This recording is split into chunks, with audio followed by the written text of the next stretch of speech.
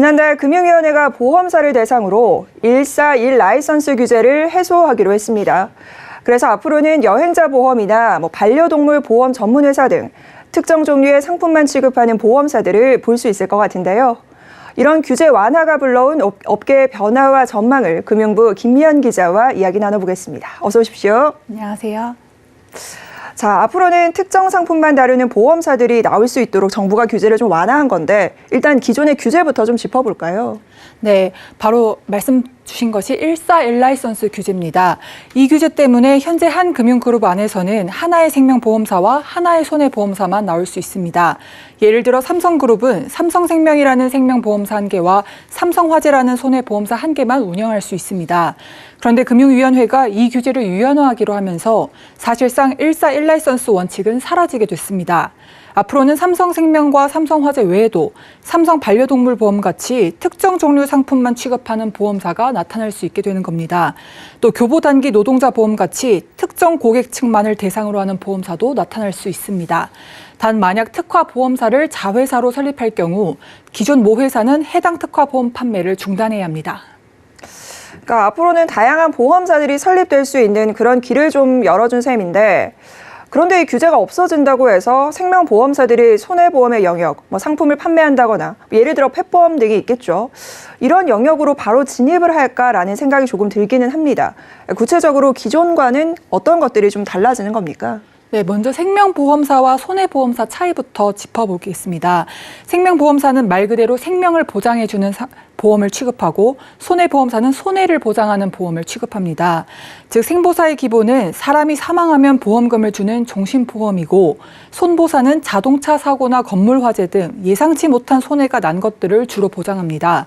단 두 보험사 모두 취급할 수 있는 제3보험이란 것도 있는데요. 사람이 질병에 걸렸을 때, 재해로 인해 상해가 생겼을 때, 간병이 필요할 때 보장해주는 보험을 제3보험이라고 합니다. 결론적으로는 기간이나 위험의 성격이 다르기 때문에 생보사와 손보사의 상품 판매 영역은 확연히 다를 수밖에 없고 교차할 수도 없습니다. 다시 교차 판매 얘기로 돌아오면 이번에 141 라이선스 규제가 완화된다고 해서 생보사가 기존 손해보험 영역 상품을 취급할 수 있게 되는 건 아닙니다. 이와 관련해 먼저 금융당국 관계자 이야기 들어보시겠습니다. 생보하고 손보하고는 위험의 프로필이 달라가지고 섞어서 판매를 할 수가 없어요. 그럼에도 불구하고 141 라이선스를 풀었다라고 하는 거는 예전에는 예를 들어가지고 온라인이라든지 이런 거에 특화된 보험사들이 나온 경우들이 있었거든요. 이런 것까지도 고려를 해가지고 규제를 좀 종합적으로 풀어주겠다 이런 취지입니다. 네, 이번 규제 완화로 기존과 달라진 점은 예를 들어 손보사가 있는 금융그룹이 펫보험 시장에 진출하겠다. 그러면 예전에는 기존 손보사가 펫보험을 다루는 방법밖에 없었는데요. 이제는 손보사가 있는 상태에서 펫보험만을 전문으로 하는 손보사를 추가 설립해 판매하는 게 가능해졌다는 겁니다. 그리고 141 라이선스만 고집하다 보면 그룹이 2개의 손보사나 2개의 생보사를 못 갖기 때문에 따로 운영하는 게 효율적인 성격이 다른 두 회사를 무리하게 합병해야 하는 경우도 있을 수가 있는데 이런 부분들이 개선될 전망입니다.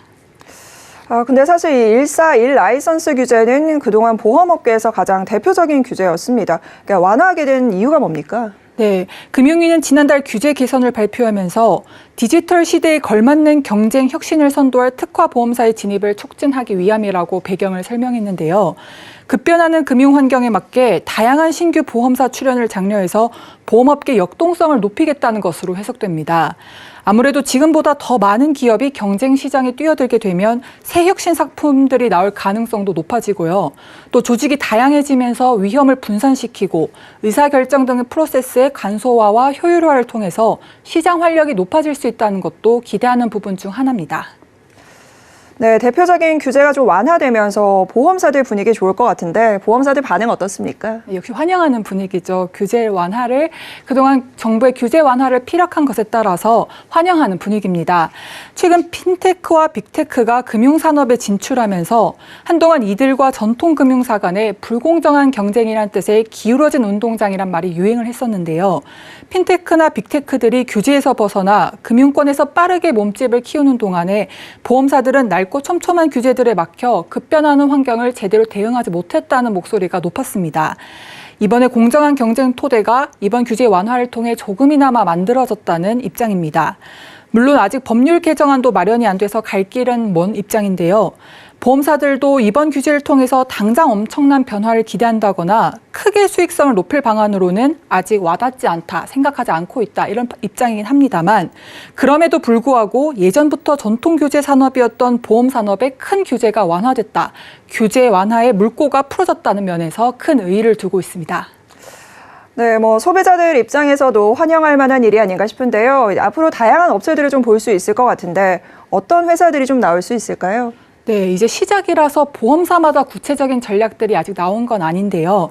우선 생활 밀착형 보험 같은 규모가 작고 진입 장벽이 낮은 자회사들이 먼저 설립될 거란 게 업계 공통적인 설명입니다.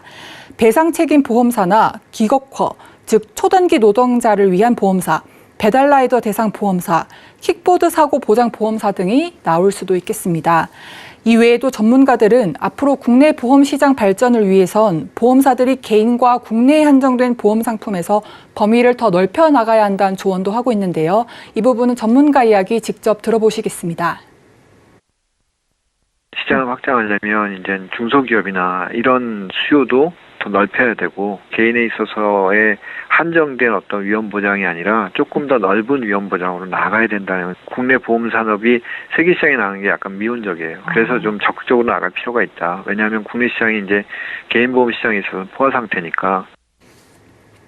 네, 금융당국은 현 21대 국회 통과를 목표로 관련 법률 개정안을 마련하는 등의 후속 조치를 신속하게 진행하겠다고 밝혔습니다.